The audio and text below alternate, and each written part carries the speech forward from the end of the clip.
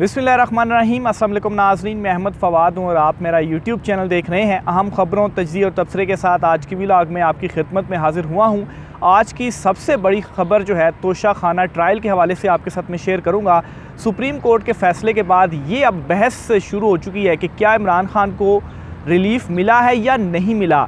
लेकिन असल में सुप्रीम कोर्ट ऑफ पाकिस्तान ने जो ये फ़ैसला दिया है, इस फ़ैसले के बाद दो तरह से जो ट्रायल है, आप ये कहें कि तोशा खाना का, वो रुक गया है इमरान खान के अगेंस्ट। कैसे, ये दोनों तफसीलात मैं आपके सामने रखूँगा जो सुप्रीम कोर्ट ऑफ पाकिस्तान ने फ़ैसला दिया है, और ये जो डिटेल्स हैं वो कहीं पर भी रिपोर्ट नहीं हो रही। इस पर मैं चीज़ें आपके साथ शेयर करूँगा। एक तो ये ट्रायल कोर्ट का भी, और दूसरे नंबर पर इस्लामाबाद हाई कोर्ट जो है, जहाँ पर इमरान खान साहब की अहम दरख्वास्तें जो पेंडिंग में पड़ी हुई थी, उनके ऊपर कोई फ़ैसला नहीं आ रहा था, और उनके ऊपर फ़ैसला नहीं आ रहा था। इस वजह से भी ट्रायल कोर्ट का जो ट्रायल सेशन कोर्ट में चल रहा था वो भी तेज़ी से जा रहा था, और अगर उनके ऊपर फ़ैसला आ जाता तो फिर वो ट्रायल वैसे भी रुक जाना था। तो इस पर भी मैं आपके साथ शेयर चीज़ें करूँगा कि कैसे अब इस्लामाबाद हाई कोर्ट जो है वो भी अब आलमोस्ट बाउंड हो चुकी है कि उसने जो फ़ैसला है वो देना, और यहाँ से भी इमरान खान साहब को डबल रिलीफ आज आप कहें कि इमरान खान साहब को मिला है। ये डिटेल भी आपके साथ में शेयर करूँगा। सबसे पहले तो नाज़रीन, जो बैकग्राउंड है इस सारे केस का, क्योंकि केस की प्रोसीडिंग बताने का तब तक कोई फ़ायदा नहीं है कि जब तक पूरा बैकग्राउंड जो है वो ना मालूम हो। तो बैकग्राउंड आपके साथ में शेयर करता हूँ। हुआ केस में इस तरह से था कि जब इलेक्शन कमीशन ऑफ पाकिस्तान ने फ़ैसला देने के बाद फ़ौजदारी कार्रवाई के लिए मामला सेशन कोर्ट को भेजा था, तो उसमें जो एक पहला एतराज़ आया था जी कि इलेक्शन कमीशन 120 दिन के अंदर, यानी कि जब इमरान खान साहब के असासे और वो जो सारा मामला सामने आया था तोशा खाना और चीज़ों वाला, तो इलेक्शन कमीशन 120 दिन के अंदर जो था वो भेज सकता था सेशन कोर्ट को। लेकिन इलेक्शन कमीशन ने 120 दिन के अंदर नहीं मामला भेजा, या इलेक्शन कमीशन ने ख़ुद नहीं सुना 120 दिन के अंदर, उन्होंने 1-2 साल बाद मामला जाकर ये उठा था। तो एक तो ये वाला एतराज़ था। अच्छा, यहाँ पर थोड़ी सी जो बारिश है वो काफ़ी ज़्यादा तेज़ हो रही है, तो मैं थोड़ी देर स्टॉप करने के बाद अंदर जाकर जो है वो ये मैं रिकॉर्ड करता हूँ। थोड़ी माज़रत चाहूँगा, वहाँ पर चूँकि बारिश हो रही थी तो सुप्रीम कोर्ट की अंदर वाली साइड पर मुझे आना पड़ा। तो अब यहाँ पर ही है कि थोड़ा शेड है तो बारिश नहीं आ रही।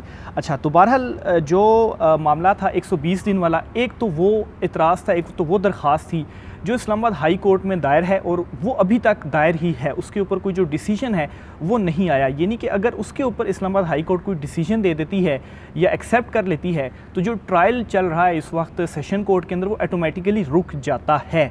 तो अब एक चीज़ तो इस केस में आज जो हुक्म दिया गया सुप्रीम कोर्ट ऑफ पाकिस्तान की जानिब से कि आपने जो है वो फ़ैसला करना है, और ख़ास तौर पर ये जो दायरा इख्तियार, और ये जो 120 दिन वाला था, ये दायरा इख्तियार बेसिकली जो है वो चैलेंज किया गया था।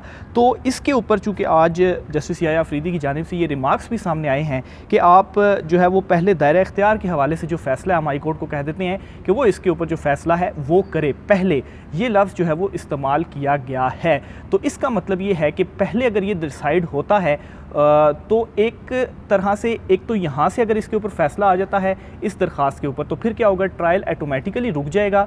और अगर इस्लामाबाद हाई कोर्ट जो है वो इकरार दे देती है कि ठीक है दायरा कार नहीं है, दायरा इख्तियार नहीं है, तो तब भी ट्रायल जो है वो रुक जाएगा। और अगर इस्लामाबाद हाई कोर्ट ये इकरार देती है कि दायरा इख्तियार है, तो उस सूरत में वापस ये जो दरख्वास्त है वो सुप्रीम कोर्ट ऑफ पाकिस्तान में चैलेंज हो जाएगी। क्योंकि आज सुप्रीम कोर्ट ऑफ पाकिस्तान में इमरान खान साहब की जो दरख्वास्त मुस्तरद भी हुई है, उसकी रीज़न भी यही है कि चूँकि दरख्वास्तें इस्लामाबाद हाई कोर्ट के अंदर मौजूद हैं, तो कैसे सुप्रीम कोर्ट ऑफ पाकिस्तान जो है वो कोई फ़ैसला दे सकती है। तो नंबर 1 तो ये चीज़ हो गई आज इम्पॉर्टेंट। दूसरे नंबर पर एक और जो चीज़ इमरान खान साहब ने इस्लामाबाद हाई कोर्ट में दरख्वास्त दायर की गई है वो जज के कंडक्ट के हवाले से, यानी कि वो जो फेसबुक पोस्ट वगैरह थी, तो उसमें केस को ट्रांसफ़र करने के हवाले से जो दरख्वास्त थी वो दायर की गई थी, तो उसके ऊपर भी समाअत नहीं हुई। और फिर उसके बाद केस को काबिल समाअत करार देने के हवाले से जो दरख्वास्त थी वो भी एक है। तो इस मामले में आज सुप्रीम कोर्ट ऑफ पाकिस्तान ने ये कह दिया है कि इसको इस्लामाबाद हाई कोर्ट जो है वो सारी दरख्वास्तों को एक साथ सुने।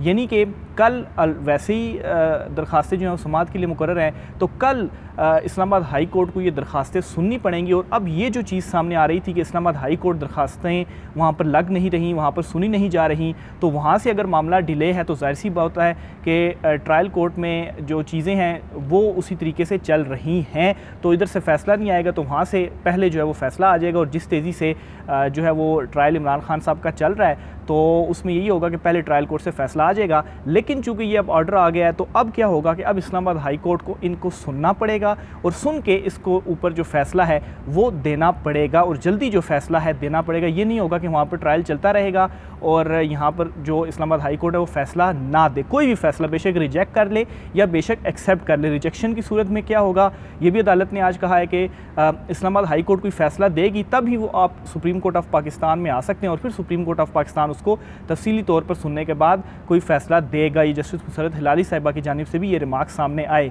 तो अब एक चीज़ तो ये हो गई कि इस्लामाबाद हाई कोर्ट अब ये सारी दरखास्तें सुनेगा, एक्सेप्ट करे या रिजेक्ट करे, ये अदालत का जो है वो आगे फ़ैसला होगा। दूसरे नंबर पर इमरान खान साहब की जानिब से आज 342 का जो बयान था वो दिया जाना था, और अदालत ने यह कहा भी था कि आज इमरान खान साहब जो है वो अपना 342 का बयान जो है वो रिकॉर्ड करवाएंगे। लेकिन अब चूँकि सुप्रीम कोर्ट ऑफ पाकिस्तान से फ़ैसला आ भी गया है और अदालत में ये प्ली ली जा सकती है कि सुप्रीम कोर्ट ने फ़ैसला दे दिया है कि पहले जो है ये वाली जो दरख्वास्त इस्लामाबाद हाई कोर्ट में है दायरा इख्तियार वाली, उसके ऊपर भी फ़ैसला होना चाहिए। तो इस वजह से वो जो ट्रायल है ये दरख्वास्त देने के बाद दे सकते हैं कि ट्रायल रोका जाए। और आज भी चूँकि इमरान खान साहब से कहा गया था कि उनका जो 342 का बयान है वो रिकॉर्ड होना है, तो आज इमरान खान साहब सेशन कोर्ट में नहीं गए और वो रवाना हो गए हैं लाहौर ज़मान पार्क अपने घर में, यानी कि यहाँ से भी जो मामला है वो रुक गया। और अगर इमरान खान साहब बयान नहीं देते तो ज़ाहिर सी बात है ट्रायल जो है वो आगे किस तरीके से चलेगा। तो ये वो दूसरी चीज़ है जिसकी बेस में कह रहा हूँ कि ट्रायल अमली तौर पर देखा जाए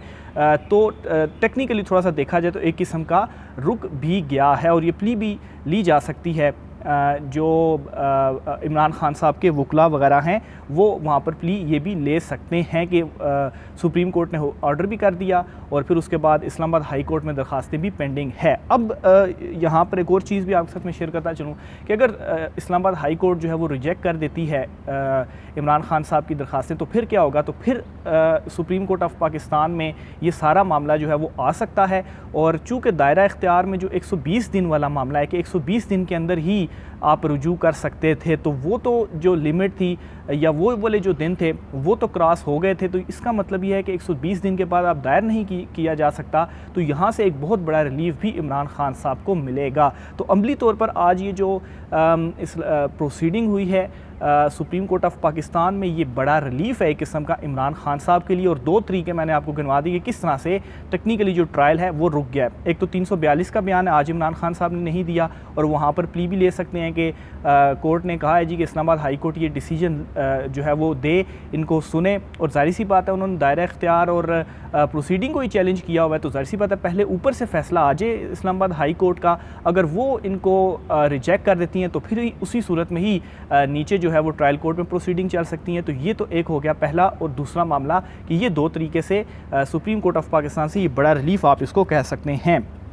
दूसरी तरफ आज की जो प्रोसीडिंग हुई है उसके ऊपर भी मैं आता हूं कि तकरीबन 18 मिनट की ये जो प्रोसीडिंग थी कमरा अदालत के अंदर वो चली। इसमें आज तो ये हुआ कि पहले तो सुबह जब केस की समाअत का आगाज़ हुआ, इमरान खान साहब उस वक्त आए हुए थे, तो सुप्रीम कोर्ट ऑफ पाकिस्तान की जानिब से ये कहा गया कि जो इलेक्शन कमीशन है उनको भी नोटिस जारी करते हैं, वो भी अदालत में आ जाएँ तो दोनों तरफ से मामला सुन लेते हैं। तो आधे घंटे का वक्फ़ा हुआ, 10:30 बजे फिर दोबारा प्रोसीडिंग शुरू हुई। इलेक्शन कमीशन हुकाम जो थे, जो उनके रिप्रेजेंटेटिव थे, वो भी अदालत में आए और प्रोसीडिंग शुरू होने से पहले एक मरतबा फिर रुकी। और चूँकि इमरान खान साहब के साथ PTI सपोर्टर्स भी आते हैं तो काफ़ी ज़्यादा रश भी था, तो उस पर जस्टिस याया अफरीदी ने कहा कि ये शोर शराबा है, तो इस तरह से अदालती डेकोरम जो है वो ख़राब होता है, तो इस तरह से जो प्रोसीडिंग है वो आगे नहीं बढ़ सकती। और जजेस जो है वो उठकर खड़े हो गए। तो फिर मामला जब उनको बाहर किया गया और खामोशी हुई, तो फिर उसके बाद जो प्रोसीडिंग थी उसका बाकायदा तौर पर जो आगाज़ है वो हुआ। तो ये मेरी रिपोर्ट है इस हवाले से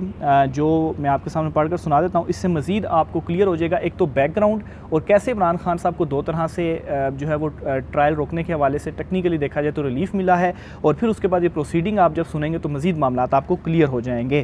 तो ये नाज़रीन इस तरह से हुआ जी कि सुप्रीम कोर्ट ने चेयरमैन PTI की तोशा खाना फौजदारी केस का ट्रायल रोकने की जो इस्तदा है मुस्तरद करते हुए मामला हाई कोर्ट को भेज दिया। सुप्रीम कोर्ट ने करार दिया कि अभी तो हाई कोर्ट से बराह रास्त कोई हुक्म नहीं दिया, ट्रायल कोर्ट की कार्रवाई में मुदाखलत मुनासिब नहीं होगी, यानी कि पहले जो है वो हाई कोर्ट फ़ैसला दे।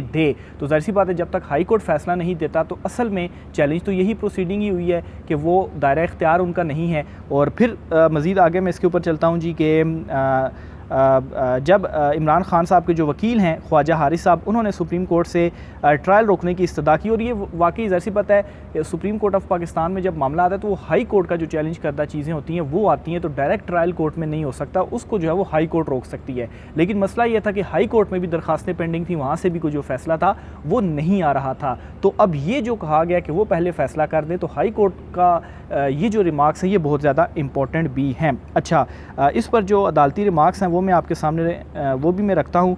तो इसमें अच्छा, सुप्रीम कोर्ट से तोशा खाना केस का ट्रायल रोकने की इस्तदा करते हुए कहा कि इस्लामाबाद हाई कोर्ट में तोशा खाना केस में ट्रायल कोर्ट के दायरा इख्तियार और जज ट्रांसफ़र की दरखास्तें ज़ेर समाअत हैं, जिस पर जस्टिस याह्या अफरीदी ने इस्तफसार किया कि दरखास्तें इस्लामाबाद हाई कोर्ट में ज़ेर समाअत है तो ट्रायल कोर्ट को कैसे हुक्म दे सकते हैं। अभी तो हाई कोर्ट ने बराह रास्त कोई हुक्म नहीं दिया, मामला हाई कोर्ट में ज़ेर समाअत है, तो ट्रायल कोर्ट को हुक्म कैसे कर दें। हाई कोर्ट कोई फ़ैसला करेगी तो ही तफसील को सुनकर जो मुनासिब हुक्म है वो जारी करेंगे। मामला हाई कोर्ट को भिजवा रहे हैं कि वो आपकी अपील और दरखास्तें साथ सुनकर फ़ैसला करे। यानी कि अपील भी जो इमरान खान साहब ने काबिल समाअत होने के हवाले से हाई कोर्ट में दायर की थी, और हाई कोर्ट ने वापस वो ट्रायल कोर्ट को भेज दी कि उनसे कहा जी कि ये आप सुने और 7 दिन में फ़ैसला करें।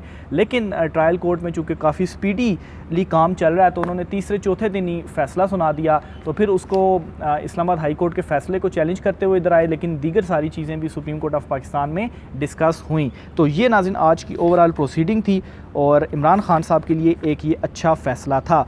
आगे चलते हुए नाज़रीन, आज जब सुप्रीम कोर्ट ऑफ पाकिस्तान में इमरान खान साहब पहुँचे तो जब वक्फ़ा हुआ प्रोसीडिंग में, तो इमरान खान साहब जो है वो बार रूम में आए, वहाँ पर वो बैठे और वहाँ पर उन्होंने बड़ी जो गुफ्तगू है आज वो भी की है। उन्होंने क्या गुफ्तगू की, गैर रस्मी मीडिया नुमाइंदों से, सहाफ़ियों से, तो उनकी जो गुफ्तगू है, जो सवाल जवाब हैं वो भी मैं आपके सामने रखता हूँ। जस्टिस काजी फ़ैज़ ईसा साहब के हवाले से भी उन्होंने जो गुफ्तगू है वो की। तो इमरान खान साहब से सवाल हुआ कि जस्टिस काजी फ़ैज़ ईसा के ख़िलाफ़ रेफरेंस भेजने को आप गलती मानते हैं, ये सवाल इमरान खान साहब से हुआ। इस पर इमरान खान साहब ने कहा, मैं तो जस्टिस काजी फ़ैज़ ईसा को जानता भी नहीं था, मेरी तो जस्टिस काजी फ़ैज़ ईसा से कभी मुलाकात भी नहीं हुई थी, हमें तो रेफरेंस भेजा गया था, हमने आगे पहुंचा दिया।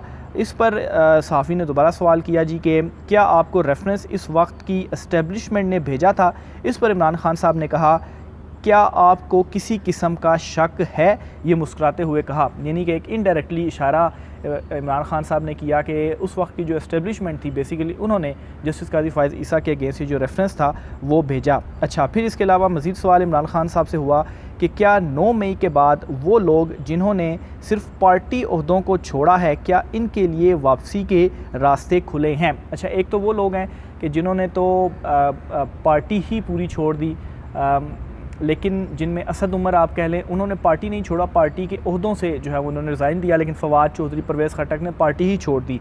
तो बेसिकली सवाल असद उमर साहब के हवाले से भी था कि उन्होंने पार्टी ओहदा छोड़ा लेकिन पार्टी नहीं छोड़ी, तो उनके हवाले से आप क्या कहते हैं कि पार्टी में आप वापस उनको लेंगे। क्योंकि इमरान खान साहब ने अपने एक बयान में ये भी कहा था कि जिन्होंने ओहदा छोड़ा या पार्टी छोड़ी वो दोनों सेम ही है, ओहदा छोड़ने का मतलब भी यही है कि आपने पार्टी छोड़ दी। तो इस पर इमरान खान साहब ने कहा कि एक वो लोग हैं जो आसानी से चले गए, इनकी वापसी का मामला केस बाय केस देखेंगे। एक तो वो लोग हैं, एक तो इमरान खान साहब ने कहा दिया इंडिविजुअल लेवल पर, इंडिविजुअली तमाम के जो केसेस हैं वो देखे जाएंगे।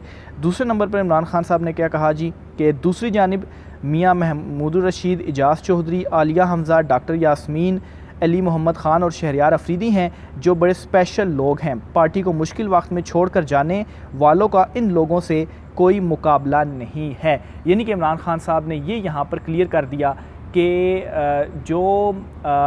जिन्होंने ओहदा छोड़ा या जिन्होंने पार्टी को छोड़ा उनका उन लोगों से कोई मुकाबला नहीं जिनके इमरान खान साहब ने नाम लिए और ये तमाम जेल में हैं। तो इसका मतलब है कि इमरान खान साहब को ये भी लिया जा सकता है कि उनकी अब पार्टी में कोई जगह नहीं होगी, क्योंकि अगर उनको पार्टी में वापस लिया जाता है तो ये जो सारे लोग होंगे जो कि जिन्होंने पार्टी के लिए मुश्किलें जो है वो बर्दाश्त कर रहे हैं और इस वक्त वो जेलों में हैं, तो इनका फिर क्या कसूर होगा। फिर ये भी पार्टी को छोड़ देते और बाद में पार्टी में वापस आ जाते, ओहदे भी ले लेते। तो अगर उनको वापस लिया जाता है तो इनके साथ फिर एक किस्म की ज़्यादती भी होगी। तो इनडायरेक्टली इमरान खान साहब ने ये भी कह दिया कि एक तो केस टू केस भी देखेंगे, लेकिन कुछ लोगों का जिस तरह से श्री मज़ारी साहिबा हैं उनका इमरान खान साहब ने पहले भी कहा, तो उनका देखा जा सकता है कि वापस लिया जाए। लेकिन अदरवाइज़ जो ये गए हैं इनकी पार्टी में कोई जगह नहीं, और जिन्होंने पार्टी ओहदा भी छोड़ा, ख़ासतौर पर असद उमर वगैरह जो हैं उनके लिए पार्टी में कोई जगह नहीं है। तो ये नाज़रीन आज की अहम तरीन प्रोसीडिंग भी थी सुप्रीम कोर्ट ऑफ पाकिस्तान में